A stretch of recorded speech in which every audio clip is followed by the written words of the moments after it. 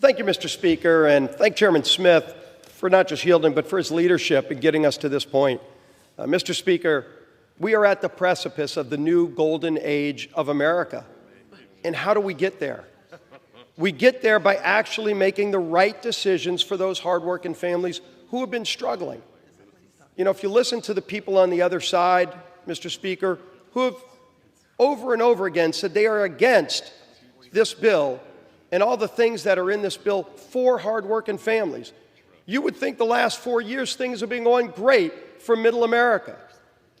I don't know what parallel universe they've been living in, Mr. Speaker, but we heard the message that the voters sent, who said they're sick and tired of high inflation, of high gas prices, of not being able to fill up their grocery cart because of the spending in Washington for Washington at their expense. And so what does this bill do? It says we're finally going to turn that around and deliver a bill that focuses on families in America. You know, we hear a lot from the other side, Mr. Speaker, about billionaires, tax cuts for billionaires. You go look at this bill. Everybody's had the opportunity to read the bill. They actually read the whole bill on the Senate floor.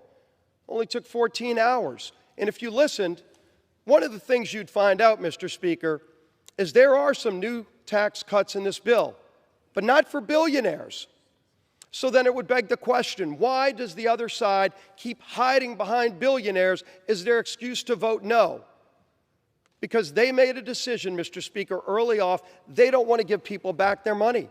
They want to keep that power in Washington. That's really what's at stake here. That's the big fight that has been going on for years. The other side won that fight the last few years by raising taxes, raising spending, growing Washington. And while they did that, families in America suffered. Inflation went up for those hardworking families while Washington grew.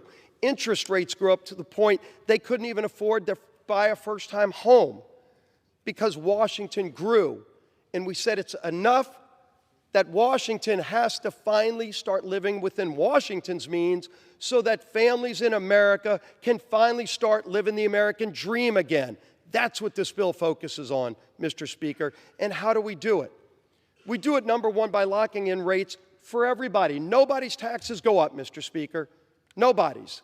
Now, the other side's upset about that, and I understand it, because they don't want just the billionaires to go up, because they know in this bill the income groups that get hit the hardest if a no vote prevails.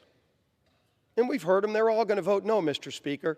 But if a no vote prevails, the income groups that get hit the hardest are the lower and middle income groups of America.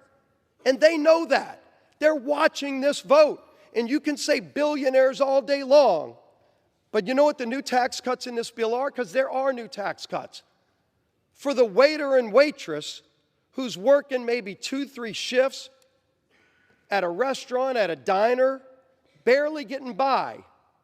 That's the new tax cut that we're putting in this bill. And so you would say, well, then how could the other side possibly vote against that? But, Mr. Speaker, they are.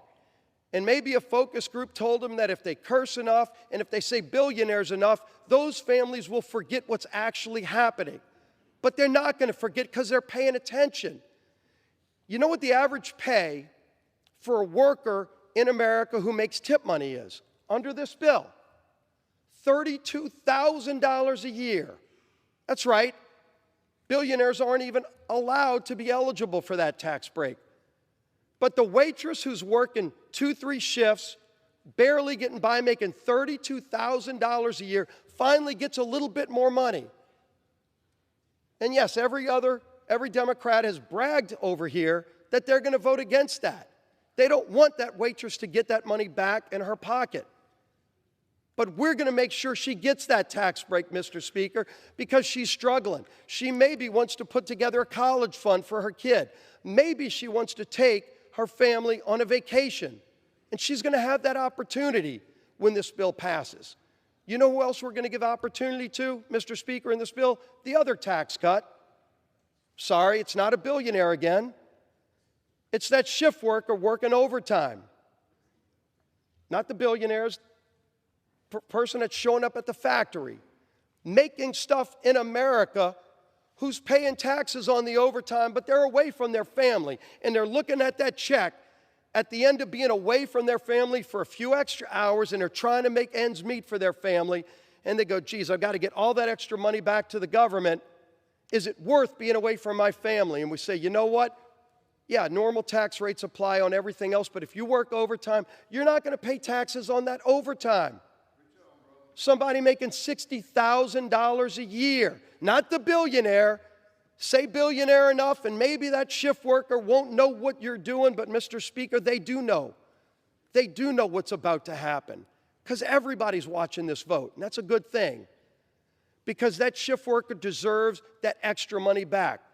Might not seem a lot to somebody who deals with billions and trillions of dollars up here in Washington and grows agencies by 20, 30% every couple of years, and just thinks if you double the size of an agency over 5 years, somebody's going to pay for that. Well, you know who's paying for it?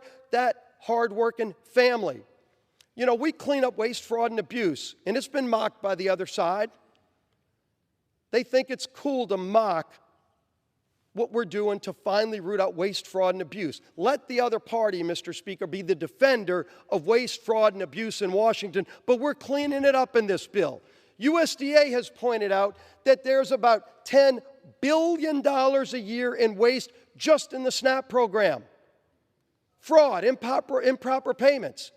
Not going to children that you hear about on the floor and not all these other. It's going to improper payments, to fraud. $10 billion a year. But, Mr. Speaker, when you hear about the billionaires and you say, well, how could anybody vote against this bill? Think about what a no vote means. Because I'm proud of the yes vote that we're about to cast to help those families.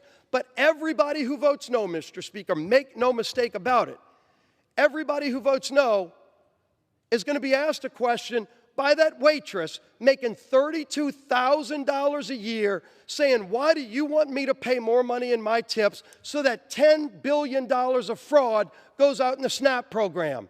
Because you voted against cleaning it up and you voted against no tax on tips. That's the no vote. You can't hide behind the billionaire anymore. You're going to have to face the reality, Mr. Speaker, that this bill actually delivers for the working families of this country who have been struggling. They haven't been living on Easy Street the last 4 years, but they went to the polls in November and said, we want to try a different approach. And this is that different approach, to give them more power, to give them more opportunity. You know we're giving opportunity, Mr. Speaker, to in this bill. Again, if you're going to vote no, this is what the no vote will take away. We actually create something unique in this bill. Hadn't been talked about yet, but it's in the bill. I'm real proud of it. We create opportunity in school choice for every, not billionaire, low-income families. Every low-income family in America will be eligible for a scholarship so that their kid can go to the school of their choice if they're in a failing school. Now, you vote no, Mr. Speaker. How do you tell that family that their kid doesn't have the same opportunity they deserve that every other kid in America can have? If somebody can afford it, they can go to a private school. But if that low-income family can't afford it, we're finally giving them a lifeline in this bill, Mr. Speaker, and saying you can have the same opportunity. But a no vote says that you don't think that that parent deserves the same opportunity? And then you hide behind billionaires. There's going to be no hiding, Mr. Speaker. We all know when this board lights up what the consequences are. And why do we say there's going to be a golden era in this country? We're securing our border in this bill, too. We're opening up American energy in this bill. Everywhere from the North Slope of Alaska to, yes, the Gulf of America, where President Biden had shut down American energy. He green-lighted Russia's Nord Stream pipeline so Russia could produce their energy, funding billions of dollars to go fund their war against Ukraine. But in America, we were shut down. We open it up in this bill, Mr. Speaker. American workers get to produce American energy, not just for America. It's going to lower the price at the pump.